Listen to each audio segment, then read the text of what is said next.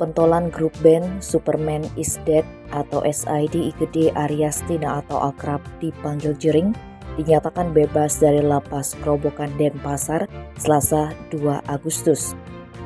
Usai keluar dari lapas, Jering langsung menuju Balai Permasyarakatan atau Bapas Denpasar. Kepala Bapas Denpasar Putu Andiani di sela-sela menerima Jering mengatakan, Jering bukan bebas murni melainkan mendapatkan cuti bersyarat.